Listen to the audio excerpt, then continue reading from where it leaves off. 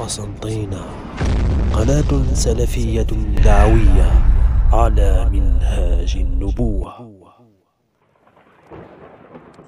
وأشد ما تكون الخيانة في دين الله حينما يراد التوصل بها إلى الطعن في أهل الديانة، وإلى الطعن في أهل السنة، وإلى الطعن في حماة السنة والتوحيد.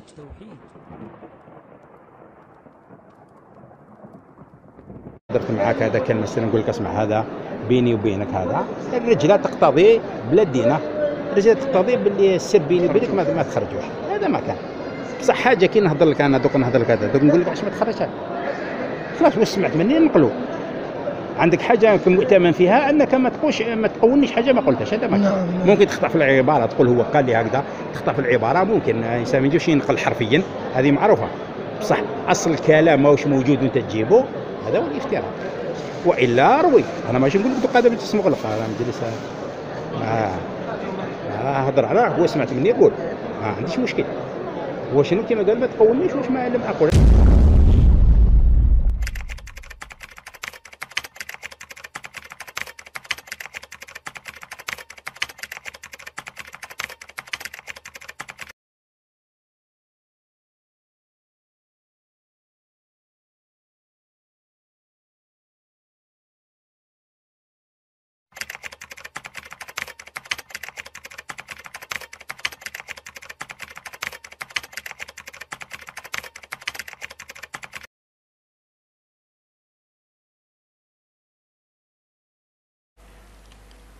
يا خفافيش الظلام،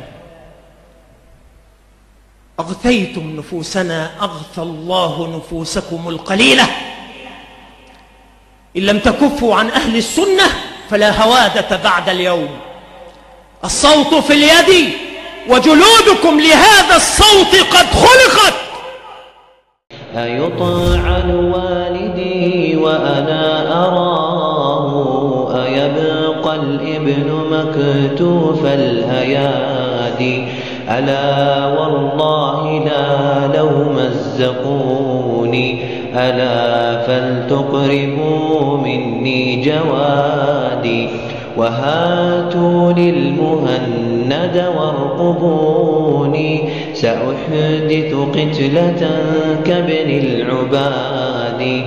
بصيص النار قد أمسى ضراما، وأرض الحرب قد صارت تنادي. سأعمل مزبري اليوم وأطفي لهيب الظلم فيها بالمداد. تسب الشيخ فركوسا وأنت خسيس النفس يا كلب البوادي.